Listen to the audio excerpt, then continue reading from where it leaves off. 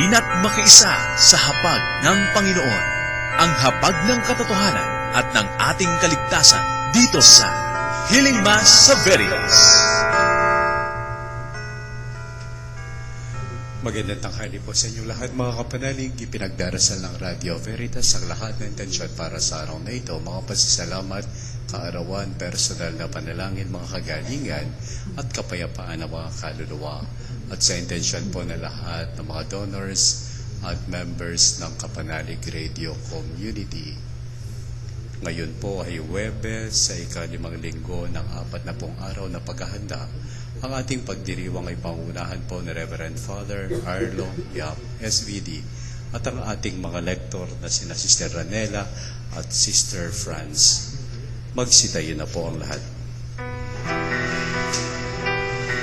Buksan ang aming puso, turuan mong magalang sa bawat pagkukuro, lahat ay makayakan. Buksan ang aming isip, sikatan ang liwanag ng pusang matangkilik, tungkuling mabanal. Buksan ang aming balat, sarili maialay. Tulungan mong ihanap kami ng bagong malay. Sa ngalan ng Bata, ng Anak, at ng Espiritu Santo. Amen. Ang pagpapala ng ating Panginoon Kristo, ang pag-ibig ng Diyos at ang liwanag ng Espiritu Santo ay sumainyo lahat. At sumayin niyo rin. Habang nalalapit po ang Semana Santa, na kung sa magsisimula po ng Linggo ng Palaspas, yun po mga ebanghelyo, mga pagbasa, patungkol po doon sa mga pagdami ng mga taong nagagalit sa Panginoon Kristo. May mga taong hindi nakakaintindi sa Kanya. Yung ating first video, ang ating gospel today talks about Jesus saying, Before Abraham came to be, I am. Napakahirap intindihin, napakahirap unawain. Bago pa siya Abraham, ako na. Ang hirap nung intindihin. Yung ating munang pagbasa patungkol po kay Abraham, na ginawa siyang Panginoon, sinabi niya, Abraham, magmula ngayon, you will be Abraham, because you will be the father of many nations. Tignan natin kung ano ibig sabihin ng mga ganong klaseng pagbasa. Sa ating pagdiriwang po, bilang paghanda, nararapat naman tayo magpapakubaba sa harapan niya, tayo hingin ng kanyang awa at ng kanyang kapatawaran pa sa ating mga pagkakasala. Inaamin ko Sa makapangyarihang Diyos at sa inyong mga kapatid, nalubha ako nagkasala sa isip, sa salita, sa gawa, at sa aking pagkukulang. Kaya isinasama ko sa mahal na Birheng Maria sa lahat ng mga anghel at mga banal, at sa inyo mga kapatid, na ako'y ipanalangin sa Panginoong ating Diyos. Kawate na makapangyarihan Diyos, patawarin sa ating mga kasalanan, patubayan tayo sa buhay ng walang hanggan. Amen. Manalangin tayo. Ama namin makapangyarihan, bilang tugon sa aming ngayon dumadalangin, itulot mo ikaw ay aming makapiling. Ang pagtitiwala namin sa dakilang pag-ibig mo ay tunghayan mo sa aming ngayon naririto, upang sa pagkaparam ng bahid ng aming mga kasalanan, kami makapamuhay sa iyong kabanalan at maging ganap na tagapagmana na iyong pangakong buhay sa pamamagitan ng Jesucristo kasama Espiritu Santo magpasawalang hanggan. Amen. Pagbasa mula sa aklat ng Henesis. Noong mga araw na iyon, nagpatira pa si Abram. Sinabi pa sa kanya ng Diyos, ito ang aking tipan. Ikaw ay magiging ama ng maraming bansa. Hindi na Abram ang itatawag sa iyo, kundi Abraham, sapagkat ginagawa kitang ama ng maraming bansa. Pararamihin ko ang iyong mga inapo at magtatatag sila ng mga bansa at may magiging hari sa kanila. Tutuparin ko ang aking pangako sa iyo at sa iyong lahi, at ako'y magiging Diyos ninyo habang panahon. Ibibigay ko sa inyo ang lupaing ito na inyong tinitirhan ngayon. Magiging inyo na ang buong lupain ng Kanaan habang panahon, at ako'y magiging Diyos ninyo. Kayo naman ay dapat maging tapat sa ating tipan. Ikaw at ang inyong lahi, sabi pa ng Diyos kay Abraham. Ang salita ng Diyos. Salamat sa Diyos. Nasa isip ng may kapal ang tipan niya kailanman. Nasa isip ng may kapal ang tipan niya kailanman. Siya ay hanapin at ang kanyang lakas ay siyang asahan. Siya ay hanapin upang mamalagi sa kanyang harapan. Ating gunitain ang kahanga-hanga niyang mga gawa, ang kanyang paghatol, gayon din ang kanyang ginagawang himala. Nasa isip ng may kapal ang tipan niya kailanman. Ito'y nasaksihan ng mga alipit, anak ni Abraham. Gayon din ang lahat na anak ni Jacob na kanyang hinirang.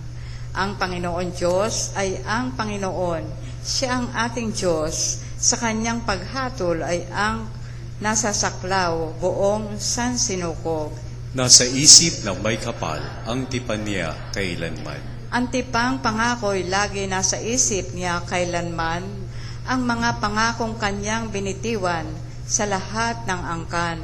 Ang tipan ng Diyos ay unang ginawa niya kay Abraham, at may pangako ring ginawa kay Isaac sa lingkod na mahal. Nasa isip ng may kapal ang tipan niya kailanman. Pagsitayin na po ang lahat. Luwalhati at papuri sa iyo, Panginoong Jesucristo. Luwalhati at papuri sa iyo, Panginoong Jesucristo. Sumainyo ang Panginoon. At sumainyo rin. Ang mabuting balita ng Panginoon ayon kay San Juan. Papuri sa iyo, Panginoon. Noong panong iyon, sinabi ni Jesus sa mga Hudyo, tandaan ninyo, ang namumuhay ayon sa aking aral, kailan may hindi makakaranas ng kamatayan. Sinabi ng mga Hudyo, ngayon natitiyak naming inaalihan ka nga ng demonyo. Namatay si Abraham at ang mga propeta. Pero sinasabi mong hindi mamamatay kahit kailan ang sinong namumuhay ayon sa iyong aral? Dakila ka pa ba kaysa sa aming amang si Abraham? Siya namatay, gayon din ang mga propeta. Ano ba ang akala mo sa sarili mo? Sumagot si Jesus, kung ako ang nagpapangaral sa aking sarili, walang kabuluhan. Ang aking ama ang nagpapangaral o nagpaparangal sa akin, at sinasabi ninyong siya ang inyong Diyos. Hindi ninyo siya nakikilala, ngunit siya ay nakikilala ko. Kung sabihin kong hindi ko siya nakikilala, ako'y magiging sinungaling na tulad ninyo. Subalit, nakikilala ko siya at ginagawa ko ang kanyang sinasabi. Natuwa ang inyong amang si Abraham na mabatid na makikita niya ang araw ng pagparito ko. Nakita nga niya ito at siya'y nagalak. Dahil dito'y sinabi sa kanya ng mga Hudyo, wala ka pang 50 taon at nakita mo si Abraham? Sumagot si Jesus, sinasabi ko sa inyo, bago't pinanganak si Abraham, ako na. Dumampot sila ng bato upang siya'y patuhin. Ngunit nagtago si Jesus at lumabas ng templo. Mga kapatid, ito ang mabuting balita ng ating Panginoon. Pinupuri ka namin, Panginoong Jesucristo.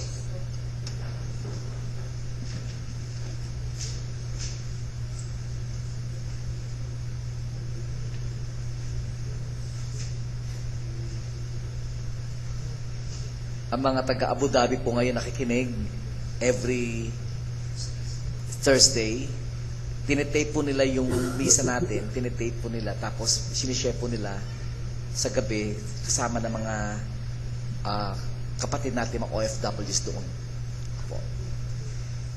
Ang ating salmo responsorio po ay nasa isip na may kapal, antipan niya kailanman. Ulitin po natin.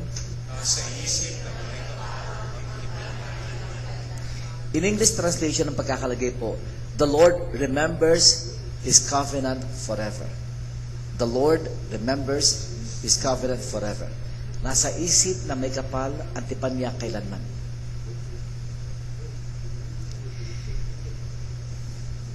Yung ating ebanghelyo, kung titigan po ninyo, kung kayo kapanalig at ako man nandoon, sa oras na yon na si Jesus ay kausap nila. And this Jesus is talking about Abraham and saying, bago pa ipanganak si Abraham, ako na.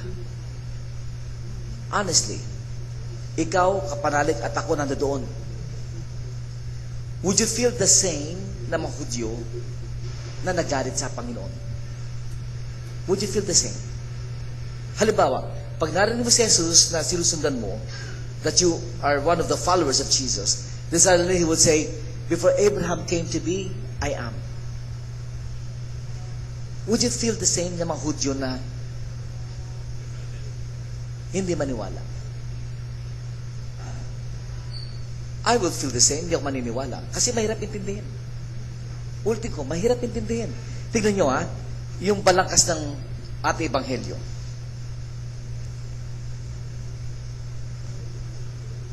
Ang pagkakasabi po rito,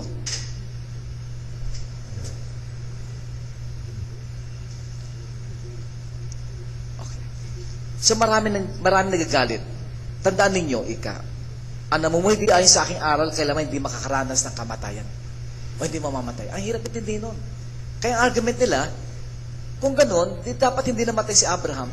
Hindi dapat namatay ang mga propeta. Ang hirap intindihin. Ang hirap intindihin ng kanyang masalita. Halimbawa, kung sabihin ko sa inyo na si Father Arlo ay kasing gwapo ni Adrian, sa legal wife. Baka hindi kayo maniwala. Mahirap intindihin. Kung kaibigan kita, umuo ka na lang. Mahirap intindihin. Mahirap, oo. In other words, may mga bagay mahirap intindihin, mahirap. Ngayon, gusto ko sanang balangkasin that the Lord remembers His covenant forever. Nasa isip ng Panginoon. In other words, balangkasin natin maigi. Bakit the Lord remembers His covenant forever? First Sunday of Lent. By the way, kapanalig, yung mga readings ng mga Sundays, merong lesson, sister eh. Para siyang teleserye. Opo. Tignan nyo First Sunday of Lent. Ito yung temptation of Jesus. Isipin nyo. When Jesus was confronted by Satan, telling them, ito tignan mo yung mga bato na yan, you can turn them into bread. So, sabi ni Jesus, man does not live by bread alone, but from every word that comes from the mouth of God. Meaning, sa istorya na yun, ang pinanlaban ni Jesus sa mga tukso ay salita ng Diyos. Isipin nyo, lahat ng mga alok nung Satanas, ang pasagot ni Jesus, salita ng Diyos. Man does not live by bread alone, but from every word that comes from the mouth of God. Ang pinantapat ni Jesus sa lahat ng tukso sa Kanya at lahat ng kahinaan niya, sa lahat ng kahinaan, salita ng Diyos. Okay? First Sunday of Lent. Second Sunday of Lent, Transfiguration. My dear friends, sa Transfiguration, si Jesus, there was a cloud, a shining cloud, if you remember. Tapos, there was a big voice saying, "This my beloved Son, in whom I am well pleased." Okay? Itong aking anak na lubos ang kinalulugdan, sinabi niya Pero meron pang dugtong doon. Pakinggan niyo siya. Okay? Pakinggan niyo siya. Now, counting throwback. Yung event na this my beloved son, yung ama nagsasalita, ay pareho rin nangyari sa baptism of Jesus. Pareho sinabi, this my beloved son, in whom I am well pleased. Sa baptism, after Jesus was baptized, there was a dove. Okay? And after the dove, there was a big voice, this is my beloved son. Ito ang aking anak. Nalubos ko kinalulugdan. Yun din sinabi sa baptism. At yun din sinabi sa transfiguration. Pero, mayroon pang dagdag sa transfiguration. Pakinggan niyo siya. In other words, that these two readings were saying, pakinggan niyo ang salita. Third Sunday of Lent, story nung Samaritan woman. I am the living water. I got the living water. Pwede ko ibigay sa iyo. Sabi ng babae, sige, bigyan mo ako niyan. Yung sinasabi ng babae towards that story ng Samaritan woman, yung Samaritan woman declared, she believed si Jesus. Ito nga yan. Nakinig siya kay Jesus at bandang huli naniwala siya. And declared, she listened, she believed, and she declared. Kaya ginawa niya, nagtawag siya ng kapitbahay niya.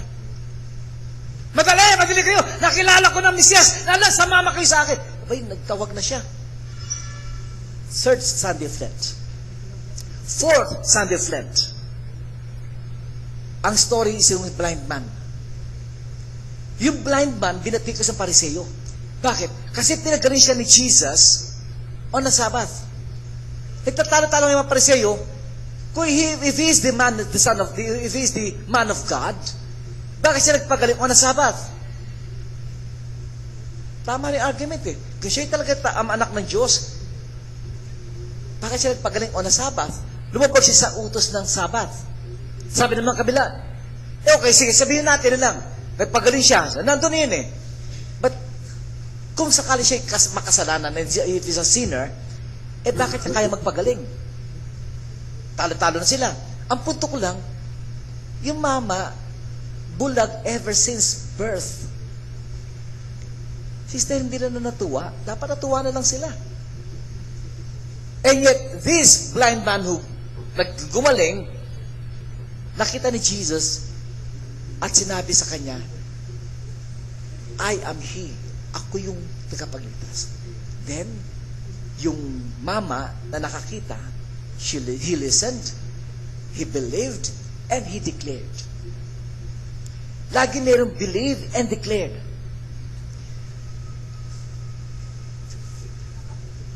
Fifth Sunday of Lent, si Lazarus. Last Sunday yan. Di ba? Pareho rin. Sabi ni Martha, Lord, if you have been here, my body will never have died. But even now, God will give you whatever you ask of Him. Sabi Jesus, I am the resurrection and the life. Whoever believes in me, though he should die, will come to life. Jesus said, do you believe this, Martha?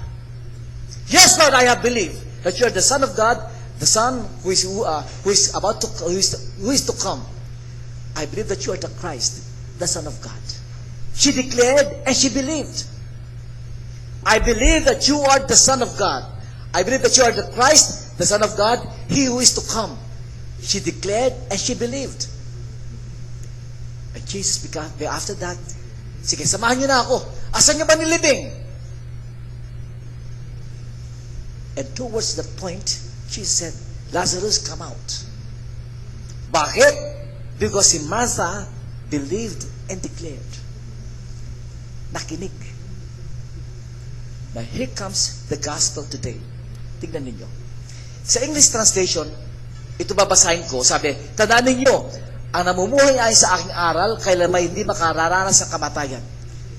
Anyone who keeps my word will never taste death. Anyone who keeps my word.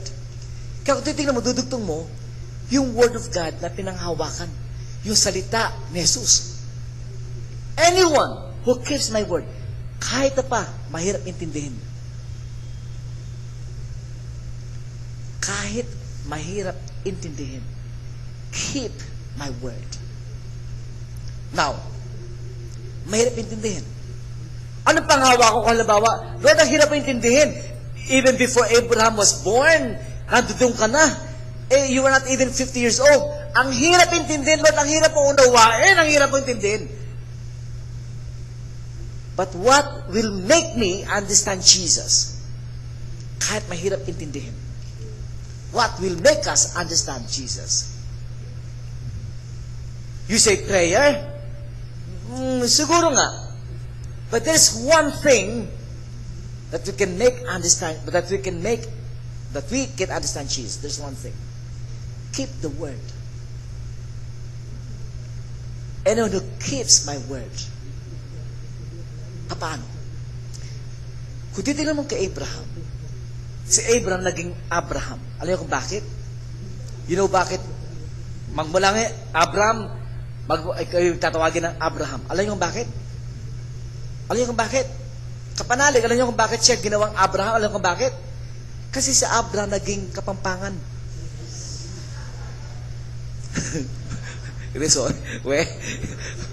Hindi, sinabi ni Jesus, sabi ni Yahweh, from now you'll be a father of all nations.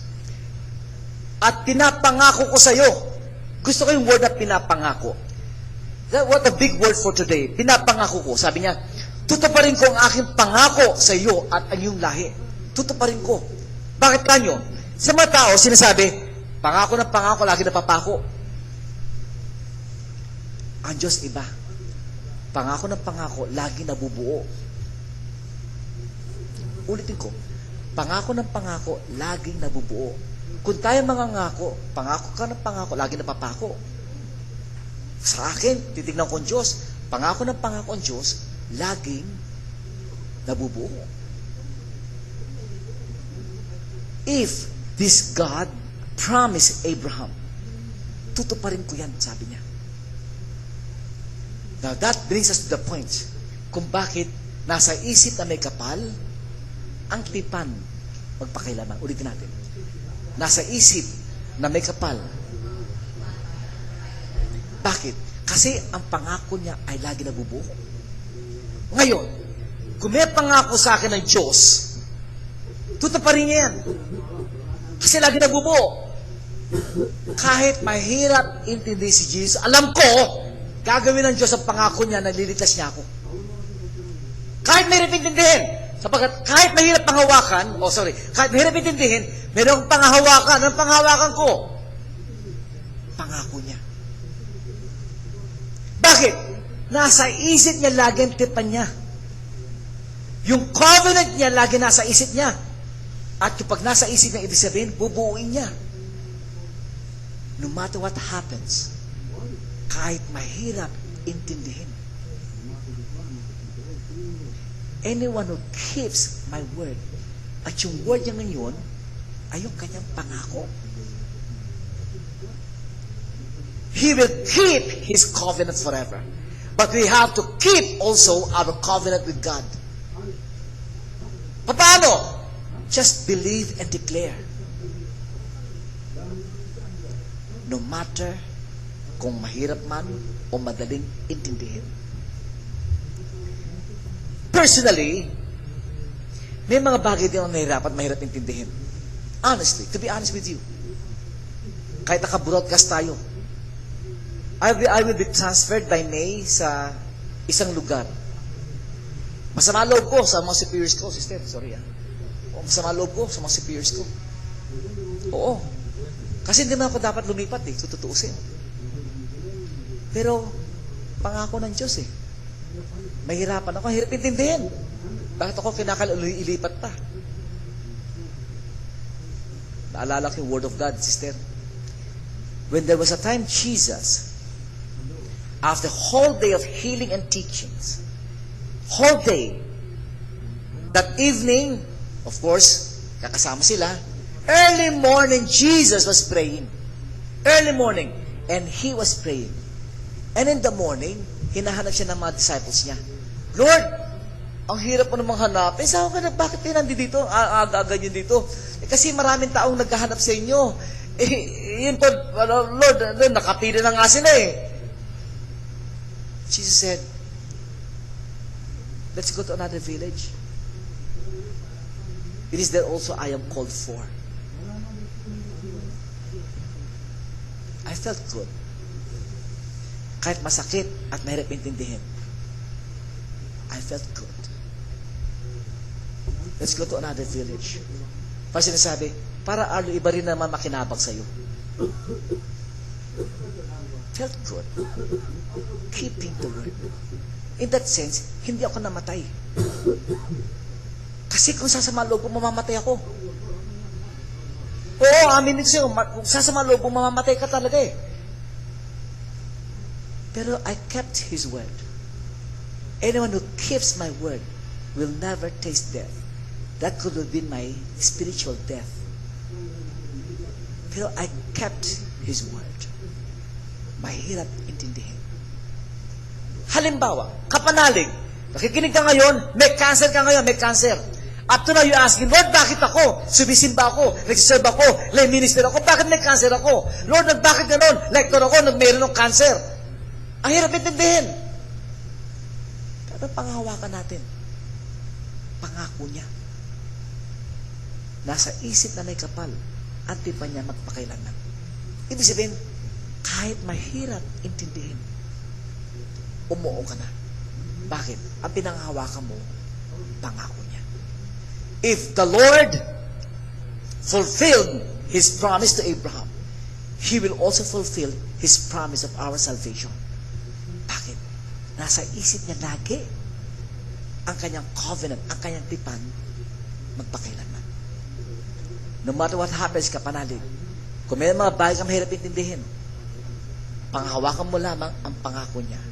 Tandaan mo, kung tayo rin lang at tayo mga tao lamang, totoo yan. Ang pangako ay lagi napapako. Tandaan mo, kapatid, ang Diyos, pag nangako, laging nabubuo. Bakit? Nasa isip na may kapal. Antipan niya, magpakailanman.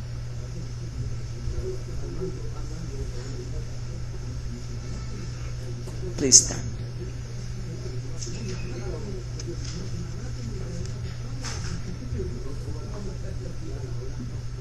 Sinabi ni Kristo, kung mamamalagi kayo sa akin at mamamalagi sa inyo ang mga pananalita ko, hingin ninyo ang anumang loobin ninyo at magkakagayon sa inyo. Sa bawat kahilingan at isasagot po, Panginoon, dinggin mo aming panalangin. Panginoon, dinggin mo ang aming panalangin. Ang ating simbahan, naway maging isang tunay na pamayanang namumunga ng pag-ibig at kapayapaan. Manalangin tayo sa Panginoon. Panginoon, dinggin mo ang aming panalangin. Ang mga hindi sumasampalataya, naway makilala sa Diyos sa pamamagitan ng pag-iibigan ng mga Kristiyano. Manalangin tayo sa Panginoon. Panginoon, dinggin mo ang aming panalangin. Ang mga mag-asawa, naway maging tapat sa kanilang pag-ibig sa isa't isa na nagpapatunay sa kanilang pananampalataya bilang Kristiyano. Manalangin tayo sa Panginoon. Panginoon, dinggin mo ang aming panalangin. Ang mga may sakit, naway maging matatag sa kanilang pananampalataya at manatiling kaisa ni Jesus kahit sa kanilang pagdurusa. Manalangin tayo sa Panginoon. Panginoon, dinggin mo ang aming panalangin. Ang mga lumisan na sa buhay na ito, naway magdiwang ng walang katapusan sa tahanan ng Diyos sa langit. Manalangin tayo sa Panginoon. Panginoon, dinggin mo ang aming panalangin.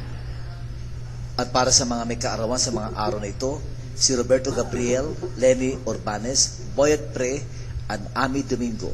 Para sa may mga karamdaman sa mga kapanalig ngayon, nakikinig sa oras na ito, kasama ni na Ben Nonosin David, Bibsin Apple, Meli Rendor, Tita Glo Cabrera, Leti and June Hongko, RV Bartolome, Sister Ramira Uy OSB, Lorraine Uy, Auring Parto, Tams Reyes, Ed Lo, Dali Canseco, Melville Mutuk, Baby Sofia, at para sa mga intentions po na lahat ng mga kapanalig kasama ng mga families of Peter Cruz, Pre, Canlas, Uy, Oro, Parto, Tividad, Mendoza, Pagdanganan, Antikin, Winnie, Early, Nonet, Lunsi Huko, Tony, Esther, Heidi, Sonia, Chit, Wilma, Terry, Tess, Franz, and Mayet, Homer, Marivic, and MJ, Emily, and Joven, Melvin and Agnes, Peaches and Apple and Long, Dr. Jesus Yap, Dr. Paul Malabanan, Corinne Perez, Dalig Alano, Tom De La Peña, Edlo, Dante Javier, Tams Reyes, Chato and Christy and Audrey, Nars and Romel Pangilinan and family with Annabelle,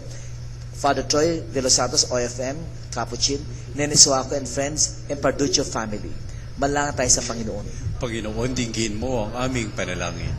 Diyos na aming Ama, dinggin mo ang aming mga panalangin at puspusin mo ang aming mga puso na iyong pag-ibig upang makapamuhay kami sa paraang kalugod-lugod sa iyo. Ito ay aming hiniling sa dakilang pangalan ni Kristo ang aming Panginoon. Amen. Kunin at tanggapin ang alay na ito, mga biyayang nagmula sa pagpapala mo. Tanda ng bawat pusong pagkatinibig mo, ngayo'y nananalig, nagmamahal sa'yo. Tinapay na nagmula sa butil ng trigo, pagkain nagbibigay ng buhay mo.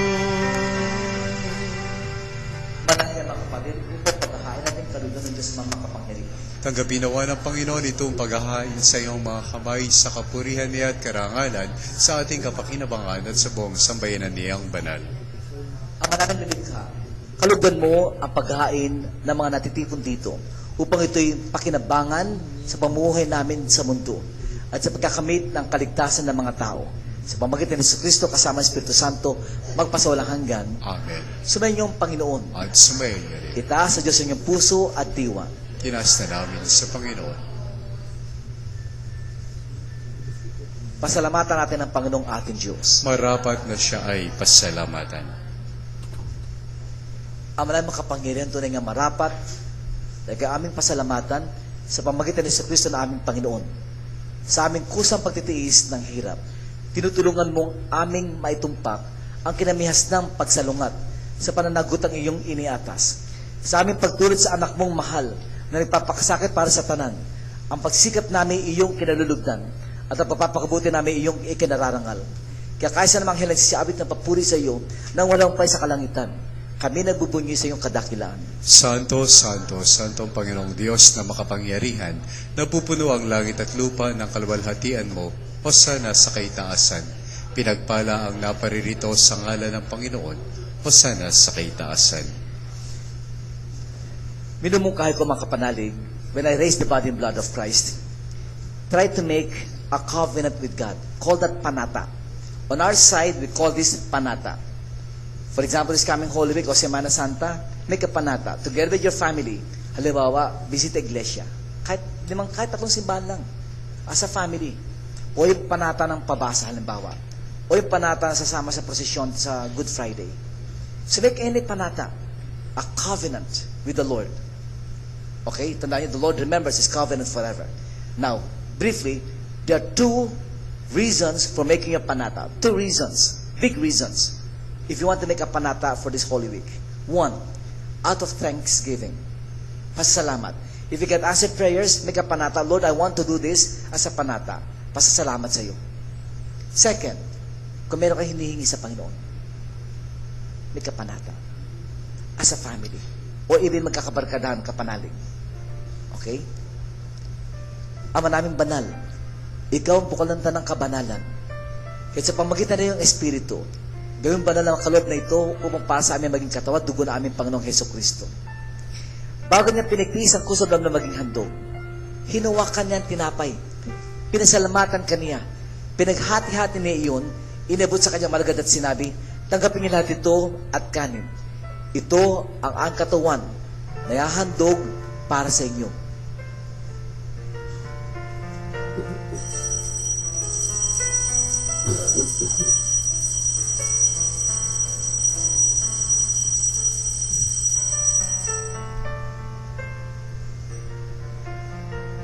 Hindi naman na matapos ang hapunan, hinawakan niya ang kalis. Muli kanyang pinasalamatan. Inabot niya ang kalis sa kanyang malagad at sinabi, tanggapin niyo lahat ito at inyong inumin. Ito ang kalis na aking dugo ng bago't walang hanggang tipan. Ang aking dugo ay bubuhos para singat para sa lahat sa kapapatawad ng mga kasalanan. Gawin niyo ito bilang pag-alaala sa akin.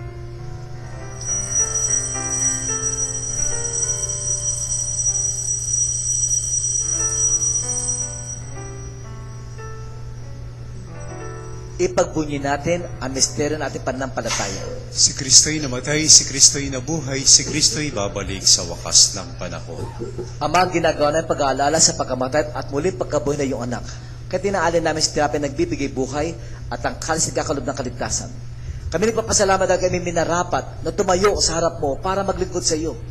Isinisama namin kami magsasalo-salo sa katawan dugo ni Kristo ay mabukod sa pagkakais sa pamagitan ng Espiritu Santo. Amaling natin ang simbahan na gana subong daigdig. Puspusin mo kami sa pag-ibig. Kaya sa ni Francis naming Santo Papa. Honesto naming Obispo at Tanang Kaparian. Alahanin mo rin mga kapatid naming nahimlay na may pag-asa rin muling mabubuhay. Lalo tigit sina Adoracion and Belen and Leonardo Yap, Rolando Ramos, Lourdes and Apolonio and Angel Malabanan, Efren and Isabel Oro and Sebastian Cruz. Gayun din lahat ng mga pumanaw, especially mga kapanalig naming yumao na. Kawan mo sila at patuloy sa iyong kaliwanagan. Kawan mo at pagkitapat kami lahat na makasalo sa iyong buhay na walang wakas. Kaysa na mahal na Biring Maria, nina ng Diyos. Kaysa na mapustot lahat ng mga banal na namoy dito sa daigdig ng kalugod-lugod sa iyo. May pagdiwang nawa namin ang pagpupulis kararangal mo sa pamamagitan ng iyong anak na aming Panginoong Hesukristo. Sa pamamagitan ni Kristo, kasama niya at sa Kanya, ang lahat ng parangal at papuri ay sa iyo, Diyos sa mga makapangyarihan, kasama Espiritu Santo, magpasawalang hanggan. Amen. Amen. Ating indadasalin, aawitin ang palang tinuro sa atin natin Panginoon.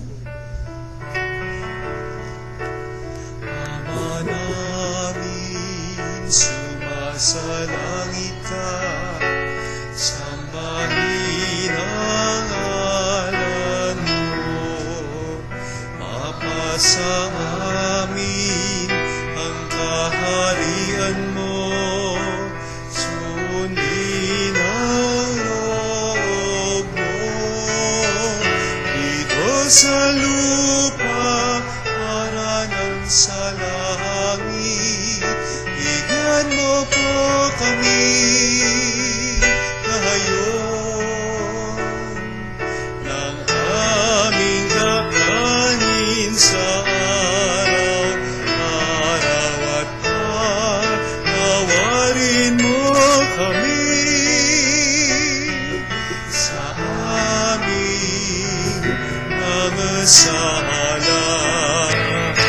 para ng pagpapatawad namin sa nagkakasala sa amin at huwag mo kaming ipahulot sa tukso at yadya mo kami sa lahat ng masama. Hindi namin kabaitya sa lahat ng masama, pagkalooban ng kapayapaan araw-araw, iligtas sa kasalanan at ilayo sa lahat ng kapahamakan. Samantalang aming pinananabikan ang dakilang araw ng pagpahayag sa Kristo ng aming tagapagligtas. Sapagat sa iyo ang kaharian at ang kapangyarihan at ang kapurihan magpakailanman. Amen. O pag nasa Kristo, sinabi sa mga apostol, kapayapaan ay iniiwan ko sa inyo. Ang kapayapaan ay binibigay ko sa inyo. Tungahiyan mo ang aming pananampalataya at huwag ang aming pagkakasala. Pagkalooban mo kami ng kapayapaan at pagkakaya sa ayon sa iyong kalooban, kasama Espiritu Santo, magpasawalang hanggan. Amen. Ang kapayapaan ng Panginoon laging sa inyo. At sumayin. Makapanalig, when you give each other a sign of peace, sasabihin mo sa isa't isa, peace be with you, mahal ka ng Diyos. Declare that mahal ka ng Diyos to each other. Peace be with you, mahal ka ng Diyos. Do this now in Jesus' name.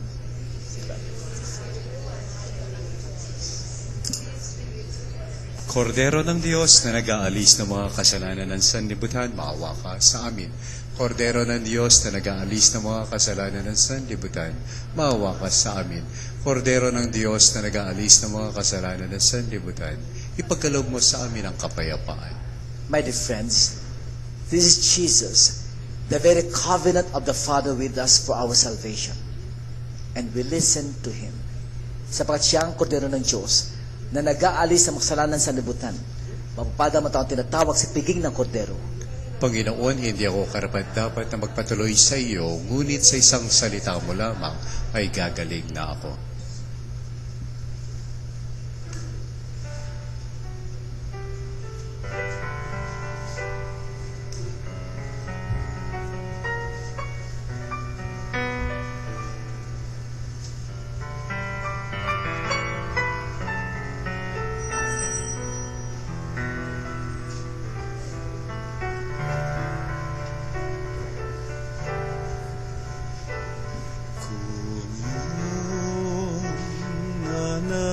Nanaisin aking akuin at babalikatin ang krus mong pasanin. Kung iyong iibigin, iputong sa akin koronang inangkin ang tubos sa amin. Kung pipiliin abang alipin sabay tahakin landas ng aking lalakayakin. Mga kapanalig, ating dasalin ang komunyong espiritual.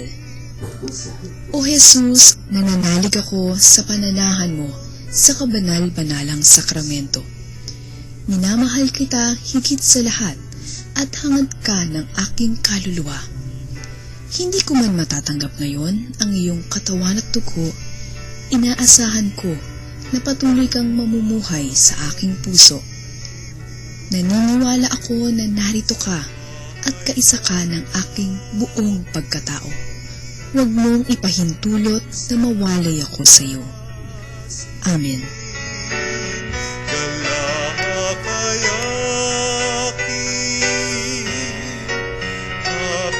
Ay di pansin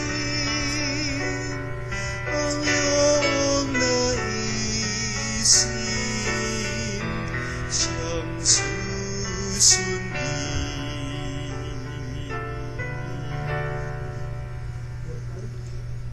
Magsitayo po para sa panalangin sa Birhen na Katotohanan. O Birhen na Katotohanan ni Ina ni Jesus, ang nagkatawang taong salita, salamat sa iyong anak. Tinatanggap ko siya bilang aking katotohanan at kaligtasan. Sa pakikinig sa salita ng Diyos, tulungan mo akong maging malaya. Sa oras ng hirap at pagsubok, linawin mo sa akin na nasa krus ang tagumpay. Sa aking paglalakbay, hakayin mo ako sa buhay ng paglilingkod at sa buhay na ganap at kasiyasiya. Pupupin mo ako at ang aking mga kapanalig na nakikinig, natututo at nagmamahalan.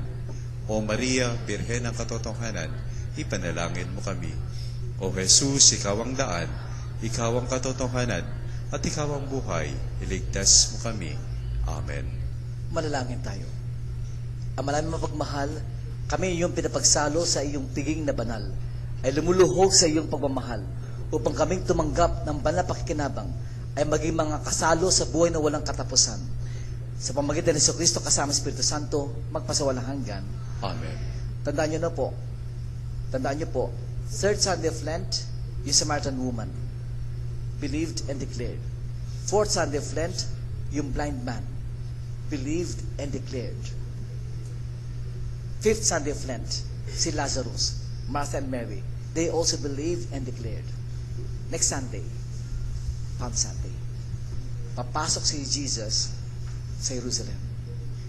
At yung mga tao naniniwala, who believed and declared, sila ang tatanggap sa pagpasok ni Jesus sa Jerusalem. Yun yung buong istorya. Kung sino man sa tatlo, tayo nakakapaloob doon, who believe and declare, kasama tayong sasalubong kay Jesus sa Jerusalem. Sumayin niyo ang Panginoon. At sumayin niyo rin. Pagpalanawakan ng makapangyarihan Diyos, Ama, Anak, at ang Espiritu Santo. Amen. Amen. Tapos na po ating pagdiriwang, humay kay mapayapa. Salamat sa Diyos! Si